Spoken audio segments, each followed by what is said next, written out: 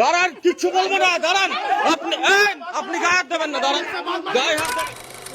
গত সোমবারে, মানে কালকে সোমবার না, তার আগে সোমবারে একটা পেশেন্ট এখানে যোগা সেন্টারে থেরাপি করতে আসতেছে। এই ঠিক এই জায়গায় ওর যে বাড়ির মালিকের ছেলে, তো ওকে মানে হিন্দিতে ওকে গালিগালাজ দিচ্ছে।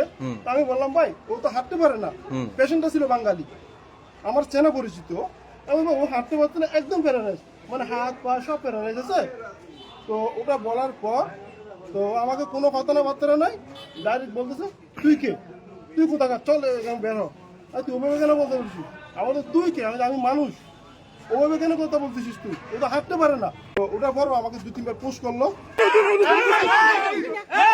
থানা পুলিশ হবে কিন্তু অ্যারেস্ট করিয়ে দেবো, অ্যারেস্ট করিয়ে দেবো। দাঁড়ান, নাটকবাজি, এখন নাটক করা শুরু করেছে।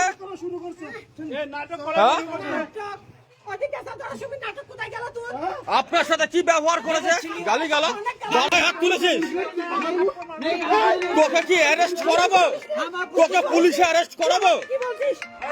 তুই আগে দাঁড়া, এই পুলিশের দাঁড়া, এখানে এমনি হবে না, থানায় যাবি ভাই। তুই আরামসে ভুল স্বীকার কর, ক্ষমা চা, হাত জোর করে ভালো করে বল, ভুল হয়ে যা করেছি ভুল করেছি, আমি আর করবো না ওনার সাথে। সরি আমি जो किया আমার তো এখানে बांग्ला बोल अच्छा से आइए, अच्छा से अपना थेरेपी कराइए।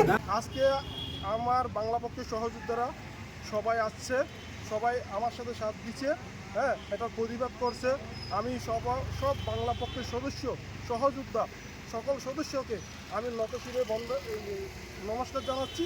86% বাঙালির রাজ্য, এখানে বাঙালির কথা চলবে, এটা বাঙালির রাজ্য, বাঙালির বাপের রাজ্য, তাই এখানে কোনো বহিরাগত দাদাগিরি চলবে না। আমরা এখানে ওই বহিরাগতকে আজকে বুঝিয়ে দিলাম। এইভাবে করে বাঙালিকে প্রতিদিন পশ্চিমবঙ্গের আনাচে কানাচে সারা পশ্চিমবঙ্গ জুড়ে এই বহিরাগতদের অত্যাচার চলছে।